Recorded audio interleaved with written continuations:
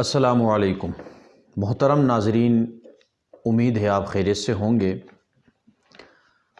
آج کی اس ویڈیو میں آپ کو چند چیزوں کو خواب میں دیکھنے کی تعبیر بتاؤں گا۔ اس میں سب سے پہلی چیز ہے بکرا۔ بکرے کو اگر کسی نے خواب میں دیکھا ہے تو اس کی کیا تعبیر ہے؟ مختلف تعبیرات ہیں، یا اسی طرح اپنے آپ کو یا کسی جانور کے یا کسی اور کے بچے کو خواب میں دیکھا ہے تو اس کی کیا تعبیر ہے؟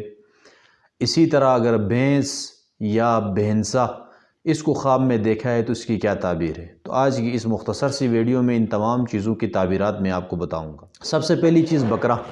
اگر کسی شخص نے خواب میں بکرے کو دیکھا ہے، بکرے کا خواب میں دیکھنا ایسا ہے کہ اس کی تعبیر یہ ہے کہ شخص کا میل ملاپ کسی بڑے آدمی سے ہوگا، اس بڑے آدمی سے اس کو مال ملے گا اور عزت ملے گی۔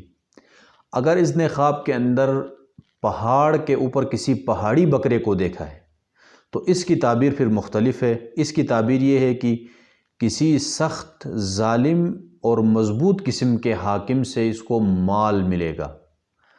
اور اگر بکرے کا گوشت کھاتے ہوئے خواب میں دیکھا ہے تو اس کی بھی یہی تعبیر ہے کہ سخت اور کنجوس قسم کے حاکم یا کسی کنجوس بڑے آدمی سے اس کو مال ملنے کی یہ علامت ہے۔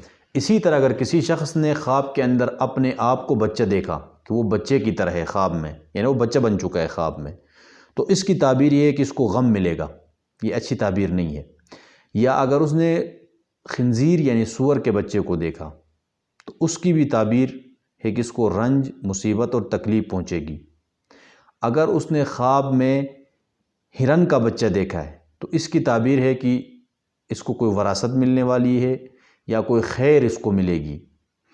اور اگر اس نے خواب میں گدھ کے بچے کو دیکھا ہے، گدھ ایک جانور ہوتا ہے، تو اگر شادی شدہ آدمی دیکھے تو اس کو بیٹا پیدا ہوگا، اگر غیر شادی شدہ آدمی دیکھے تو کنواری لڑکی سے اس کی شادی ہوگی۔ اس کی یہ تعبیر ہے۔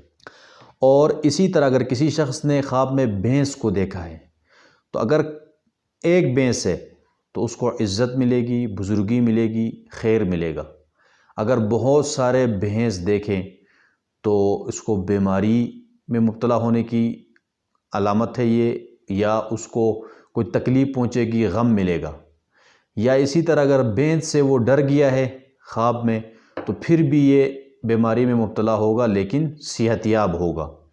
اگر خواب میں بھینس کا جو نر ہے یعنی بھینسا دیکھا تو اس کی بھی یہی تعبیر ہے کہ وہ کسی بیماری میں مبتلا ہوگا اور اس کو تکلیف پہنچے گی، مصیبت میں گرفتار ہوگا۔